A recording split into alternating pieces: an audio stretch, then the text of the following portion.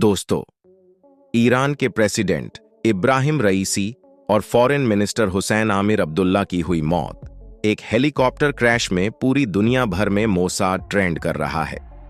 अफवाहों का माहौल गर्म है और दुनिया में युद्ध के बादल मंडरा रहे हैं। ये कहें तो गलत नहीं होगा कि एक ऐसी घटना हुई है जो हिला देने वाली है। ईरान के प्रेसिडेंट की मौत हो जाती, ईरान के मिनिस्टर हुसैन आमिर अब्दुल्ला की मौत हो जाती है। दोस्तों, यह बात क्लियर है कि ईरान में मातम चल रहा है। 5 दिनों का मातम सिर्फ ईरान मातम में नहीं डूबा है। लेबनान का हिजबुल्लाह, हमास, हुती, इराक और सीरिया के लोग भी मातम में डूब चुके हैं। एक पूरा बड़ा वर्ग जो इजराइल को चारों तरफ से घेरे हुए हैं, वहां मातम मच गया है। और एक छोटी सी चिंगारी, एक छोटा सा सबूत और इजराइल के खिलाफ जो अभी तक सिर्फ बंदूकें तनी थीं, वह बंदूकें हट जाएंगी और तोपों के जो नाल है वो इजराइल की तरफ घूम जाएगी। आखिरी डिसाइसिव लड़ाई की शुरुआत हो सकती है। देखना यह है कि ये जब मातम का 5 दिन का पीरियड खत्म होता है, उसके बाद ईरान क्या फैसला लेता है। अगर उसने कहीं से भी कनेक्शन जोड़ लिया मोसाद के साथ में, इजराइल के साथ में, तो एक भीषण जंग देखने के लिए आप तैयार रहें। दोस्तों, ईरान की सेना तैयार थी, है, अब और ज्यादा रहने वाली है, क्योंकि जिस तरीके से इब्राहिम रईसी की मृत्यु हुई है, उसे हत्या में कन्वर्ट करने में जरा सा भी टाइम नहीं लगेगा। ईरान के प्रेसिडेंट हेलीकॉप्टर क्रैश में इब्राहिम रईसी की मौत के बाद दोनों देशों के अंदर सन्नाटा छाया हुआ है। बेचैन करने वाली चुप्पी डरा रही है। ईरान ने भी चुप्पी साध रखी है और इजराइल भी एकदम चुप है।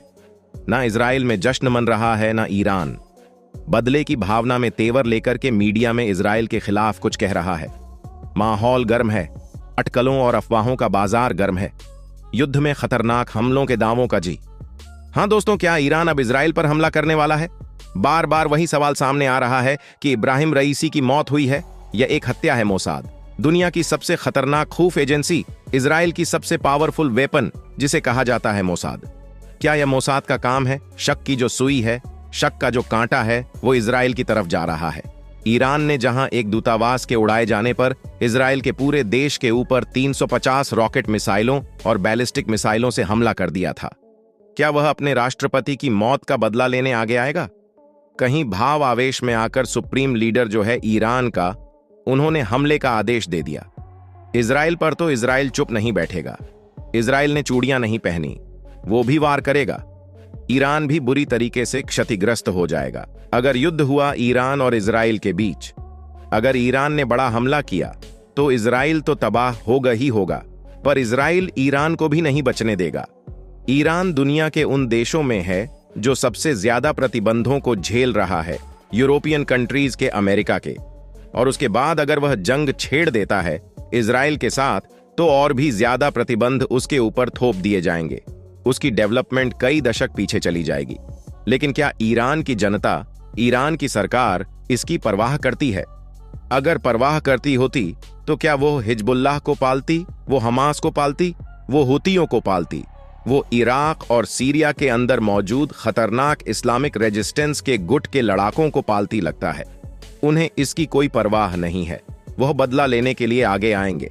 ईरान को अगर कहीं से भी तार जुड़ते नजर आए कि इसके पीछे मोसाद है, तो मान के चलिए जिस तरीके से 7 अक्टूबर को हमास ने हमला किया था, उसके रॉकेट बेहद महीन, बेहद छोटे थे, लेकिन एक साथ जब 5000 रॉकेट उन्होंने भी मारे थे, हमास वालों ने तो इजराइल के हर शहर के ऊपर सायरन गूंजे थे। इतने सारे लड़ाके अंदर घुसने में कामयाब हो गए थे कि इजराइल के अंदर जबरदस्त तबाही मचाई थी। लेकिन यहां बात ईरान की हो रही है। ईरान के पास बेहद खतरनाक और एडवांस मिसाइल सिस्टम मौजूद है।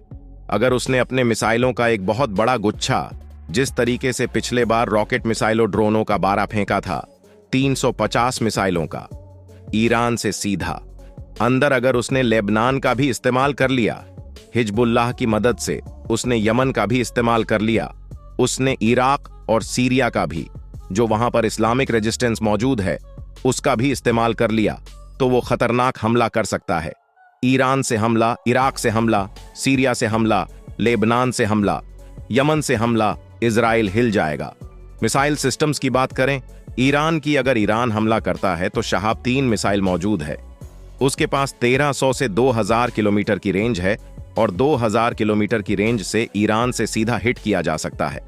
इजराइल को वहां से नहीं तो लेबनान से, वहां से नहीं तो इराक सीरिया से किया जा सकता है। इसे medium range ballistic missile MRBA की कैटेगरी में रखा जाता है और यह बेहद खतरनाक मिसाइल मानी जाती है जो कि न्यूक्लियर वॉरहेड भी कैरी कर सकती है। अपने साथ में गदर 1800 से 2000 किलोमीटर की रेंज है इसकी। ये भी मीडियम रेंज बैलिस्टिक मिसाइल मानी जाती है और यह भी बेहद खतरनाक है। इसका लॉन्च टाइम बहुत छोटा है, यानी कि इसे प्रिपेयर करने में और लॉन्च करने में समय कम लगता है, तो काफी भारी मात्रा में इसे लॉन्च कर सकता है। और इसकी एक्यूरेसी, यानी कि जहां पर टारगेट किया जा रहा है वहीं उसी के पास गिरने की जो एक्यूरेसी है वो भी बढ़ा दी है। ईरान में सेजल 2 2000 से 500 किलोमीटर की रेंज। ईरान अपनी जगह से अपने देश की जमीन से वॉर कर सकता है सीधा इजराइल के ऊपर। इतनी रेंज के अंदर मीडियम रेंज बैलिस्टिक मिसाइल में काउंटेड होती है। ये भी सॉलिड फ्यूल्ड मिसाइल है और बेहद तेज गति से वॉर करती है। प्रिपरेशन टाइम इसका भी बहुत ज्यादा कम कर दिया गया है। इमाद मिसाइल ईरान की 1700 किलोमीटर की रेंज है और यह precision guided medium range ballistic missile में गिनी जाती है, यानी कि एकदम सटीक एक जगह करती है। और सबसे बड़ी बात इसकी है कि यह मनवर रीएंट्री व्हीकल है, यानी यह अपने आप को हवा में एक बार लॉन्च होने के बाद हवा में अपनी दिशा को बदल सकती है। अगर एयर डिफेंस सिस्टम इसे मारने आता है तो सबसे बड़ी बात है खुर्रम शहर 2000 किलोमीटर की range, medium range ballistic missile, लेकिन इसकी पेलोड कैपेसिटी बहुत ज्यादा है। मल्टीपल वॉर हेड कैरी कर सकती है और इजराइल के चिथड़े उड़ा सकता है अगर एयर डिफेंस सिस्टम को ये बीट करने में कामयाब हो गए। खुर्रम शहर तो इसकी गति बेहद तेज है। मान के चलिए इजराइल में जबरदस्त तबाही मच जाएगी। ड्रोन की सिस्टम की बात करें, 2000 किलोमीटर की रेंज है। लॉइटरिंग मुनिशन इसके पास मौजूद है, यानी कि ये हवा में रुक करके फिर टारगेट सेट करके अटैक कर सकता है।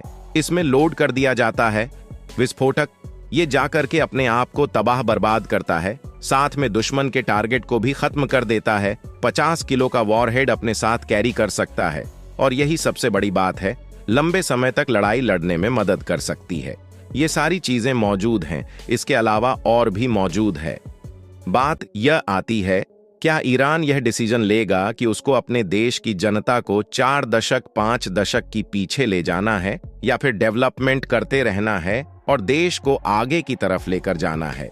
अगर ईरान ने यह डिसाइड किया इजराइल से बदला लेना पड़ेगा, हो ना हो, ये जो हुआ है इलेक्ट्रॉनिक वॉरफेयर, ये भी इनके पास काफी खतरनाक है। इलेक्ट्रॉनिक वॉरफेयर भी इस्तेमाल कर सकता है। ईरान को यूं तो एडवांस्ड मिलिट्री का ऑनर नहीं बताया जाता है। अब आप इस बात से समझ लीजिए कि शाहिद ड्रोनों की एक बड़ी खेप रशिया ने खरीदी थी ईरान से यूक्रेन के ऊपर हमला करने के लिए। अब आप समझ लीजिए, रशिया जैसी कंट्री अगर किसी देश से कोई सामान खरीद रही है, मिलिट्री इक्विपमेंट खरीद रही, तो कितना काम का मिलिट्री इक्विपमेंट होगा वो अब समझ लीजिए। अब इसके पास में खतरनाक स्पेशल फोर्सेस भी हैं। ईरान के पास में ईरान की IRGC और दूसरी खतरनाक कॉम्बैट फोर्सेस हैं। वो बेहद खतरनाक है। वो सीधे डील करती हैं जितने भी आतंकी गुट जो हैं, हिजबुल्ला हो गया, हुती हो गया, हमास हो गया, इन सब के साथ सीधे डील करती है और इनके माध्यम से बड़े अटैक कराती है। जरूरत पड़ने पर ये खुद भी उतर जाती है। कुद्स फोर्स काफी खतरनाक फोर्स है। ईरान की बात करें इसकी अलायंसेस की, तो ईरान के संबंध सीरिया के साथ बहुत अच्छे हैं, लेबनान के साथ बहुत अच्छे हैं। रशिया और चाइना की बैकिंग ईरान के पास में है, तो इजराइल जब लड़ेगा ईरान के साथ में, समझ लीजिए ईरान से अकेले नहीं लड़ेगा, उसे मल्टी फ्रंट वॉर लड़नी पड़ेगी दोस्तों। अब देखना यह है कि 5 दिनों का शोक काल जब खत्म होता है ईरान में, उसके बाद ईरान क्या डिसीजन लेता है। ईरान की सेना तैयार है। अगर वो कुछ करती है इजराइल के लिए तो मान के चलिए विश्व युद्ध 3 का रूप लेने में समय नहीं लगेगा। आपका क्या मानना है नीचे कमेंट सेक्शन में लिखकर जरूर बताएं। वीडियो को लाइक करें, शेयर करें, चैनल को सब्सक्राइब करके बेल आइकन को प्रेस करना ना भूलें।